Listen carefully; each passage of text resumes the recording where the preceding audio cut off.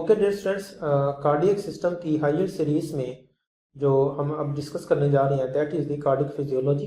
और cardiac physiology में सबसे पहले मैं आपको बताऊंगा कि कार्डियक फिजियो में जो टॉपिक्स हैं उनकी एग्जाम रिलेटेड इंपॉर्टेंस क्या है। तो आपको पता होना चाहिए कि कार्डियक फिजियोलॉजी में कार्डियक मसल मैकेनिक्स और कार्डियक आउटपुट वेरिएबल्स और इक्वेशंस जो हैं ये एक 5 स्टार टॉपिक है। Cardiac action potential 5 star topic है। कार्डियक साइकिल जिसमें प्रेशर वॉल्यूम लूप्स और कार्डियक साइकिल को डिस्कस करेंगे, ये 4 स्टार टॉपिक है। फिर आपके पास नॉर्मल हार्ट साउंड्स हैं, एबनॉर्मल हार्ट साउंड्स और मर्मर्स हैं, फिर स्पेसिफिक मर्मर्स हैं। ये टॉपिक्स जो हैं 5 स्टार टॉपिक्स हैं। फिर 3 स्टार टॉपिक्स में जेवीपी है और बैरो रिसेप्टर्स और कीमो रिसेप्टर्स हैं।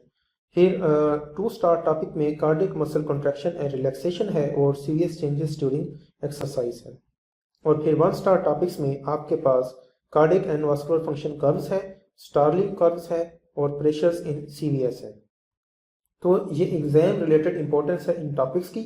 तो वो टॉपिक्स जो 5 स्टार हैं, ठीक है, इसका मतलब क्या है कि आपने इन टॉपिक्स को 4 से 5 मरतबा एटलीस्ट 4 to 5 टाइम्स इनको कवर करना है बिफोर योर एग्जाम। तो क्या करेंगे, अब आप एक 5 स्टार टॉपिक है, एक टाइम तो अब आप इसको कवर कर लेंगे, ठीक है।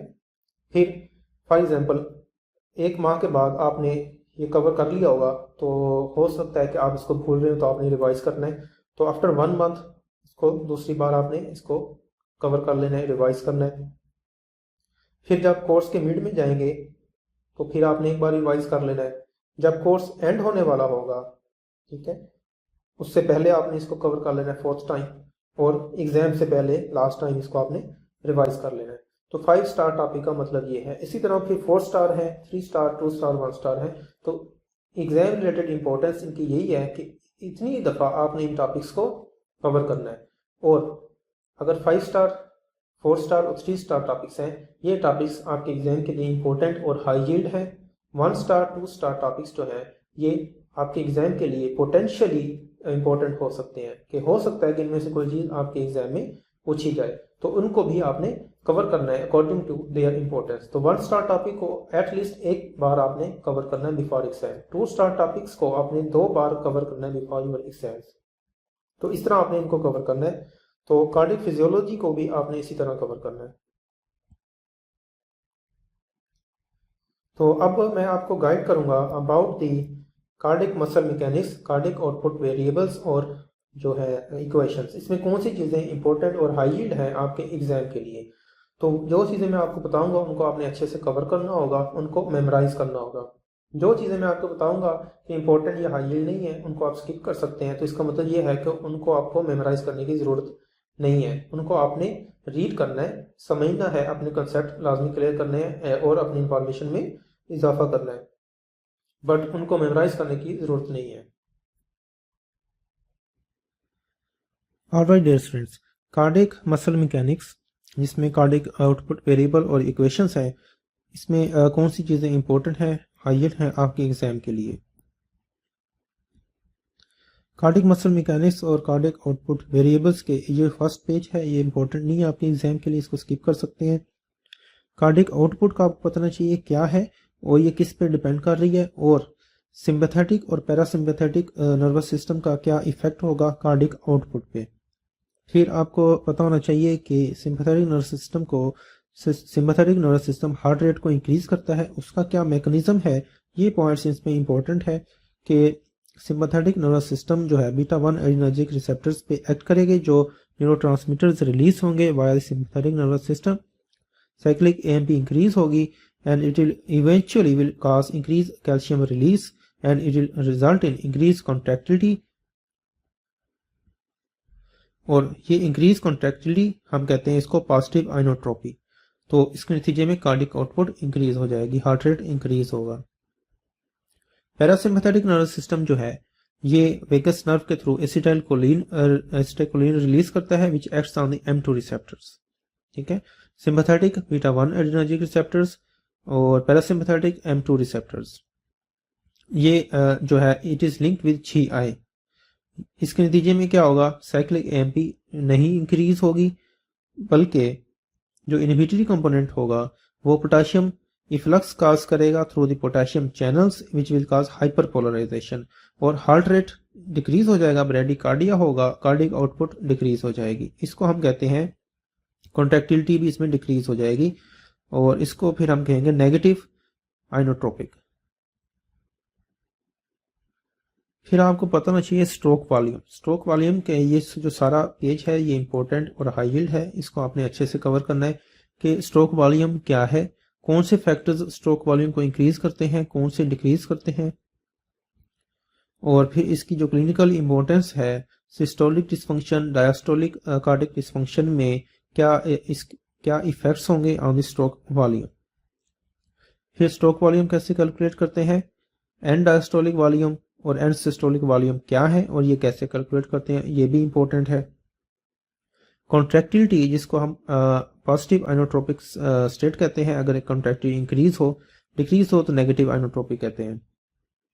कॉन्ट्रैक्टिलिटी क्या है, इसकी डेफिनेशन, ये किस चीज पे डिपेंड कर रही होती है, बेसिकली इंट्रासेलुलर कैल्शियम पे डिपेंड कर रही होती है, ये आपको पता होना चाहिए।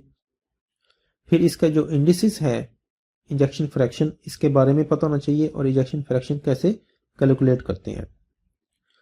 फास्फोलैम्बिन और कार्डिक मसल कॉन्ट्रैक्शन का जो मैकेनिज्म है ये हाई यील्ड नहीं है आपके एग्जाम के लिए, it is important for your concept, तो इसको अपने कंसेप्ट के लिए याद करना है, but it is not high yield for your exam. Contractility कैसे इंक्रीज होती है, कौन से फैक्टर्स हैं जो कॉन्ट्रैक्टिलिटी इंक्रीज करते हैं और उनका क्या मैकेनिज्म है, ये आपको पता होना चाहिए। डाइजॉक्सिन का भी इसमें क्या रोल है, कैसे कॉन्ट्रैक्टिलिटी इंक्रीज करती है, और कैटेकोलामाइंस जो है वो कैसे कॉन्ट्रैक्टिलिटी इंक्रीज करते हैं, उनका जो अंडरलाइन मैकेनिज्म है वो भी इंपॉर्टेंट है। और कॉन्ट्रैक्टिलिटी कैसे डिक्रीज होगी, ठीक है, डिफरेंट इसमें फैक्टर्स हैं, उनका क्या मैकेनिज्म है, ये भी इंपॉर्टेंट है। तो ये चीज़ें इसमें बेसिकली हाई यील्ड हैं, जो इनके मैकेनिज्म्स हैं वो आपके एग्जाम्स के लिए और आपके कंसेप्ट के लिए वो इम्पोर्टेंट है, ठीक है, आपके एग्जाम के लिए इतनी इम्पोर्टेंट नहीं है। तो ये चीज़ें जो पेज पे मौजूद हैं वो इम्पोर्टेंट और हाई यील्ड है।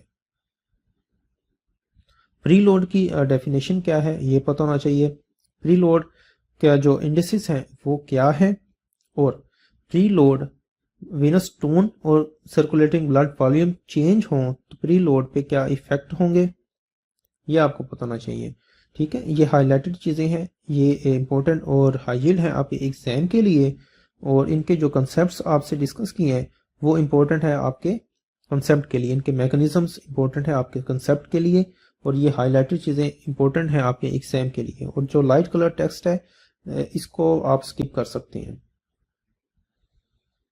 आफ्टर लोड की डेफिनेशन क्या है, इसके इंडिसेस क्या है, और आफ्टर लोड कैसे चेंज होगा इन सिस्टेमिक हाइपरटेंशन, आर्टेरियल वेसोडाइलेटर्स, एसिमिटर्स और आर्ब्स के क्या इफेक्ट होंगे ऑन द आफ्टर लोड, ये इंपॉर्टेंट और हाई यील्ड पॉइंट है फॉर योर एग्जाम।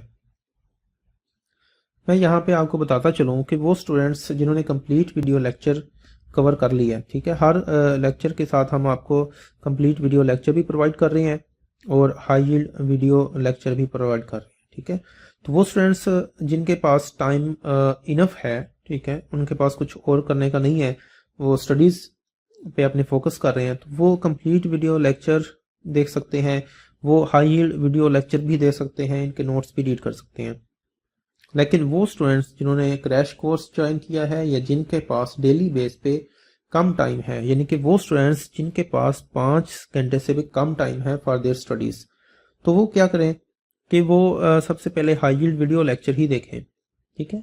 तो हाई यील्ड वीडियो लेक्चर में उनको पता चल जाएगा कि कौन सी चीज़ें इंपॉर्टेंट हैं, कौन सी चीज़ें वो स्किप कर सकते हैं, तो उसके लिहाज से वो अपनी तैयारी करेंगे। हाई यील्ड वीडियो लेक्चर देखा है, अगर टाइम कम है, हाई यील्ड वीडियो लेक्चर देखा है, तो उसमें पता चल गया कि आपको कि ये चीज़ें इसमें फॉर एग्जांपल आफ्टर लोड में ये चीज़ें सारी इंपॉर्टेंट हैं और ये चीज़ें आप स्किप कर सकते हैं, तो वो इनको स्किप कर देंगे, ठीक है। तो आफ्टर लोड को वो रीड करेंगे from the complete video lecture by skipping these points, तो इस तरह उनका टाइम सेव हो जाएगा और इनको पता भी चल जाएगा कि कौन सी चीज़ें इंपॉर्टेंट और हाई यील्ड है। कार्डिक ऑक्सीजन डिमांड, ठीक है, कैसे इंक्रीज होती है, और chronic sinus contains the most deoxygenated blood in the body, important point.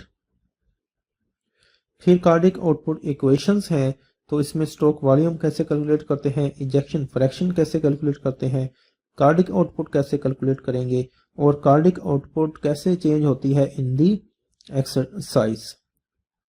ये भी इंपॉर्टेंट पॉइंट्स हैं। फिर आपको पता होना चाहिए पल्स प्रेशर क्या है, किन कंडीशन में इंक्रीज होगा, किन कंडीशंस में डिक्रीज होगा, और फिर मीन आर्टेरियल प्रेशर जो है वो कैसे कैलकुलेट करते हैं। ठीक है, इसका फार्मूला है 2/3 of diastolic blood pressure plus 1/3 of systolic blood pressure.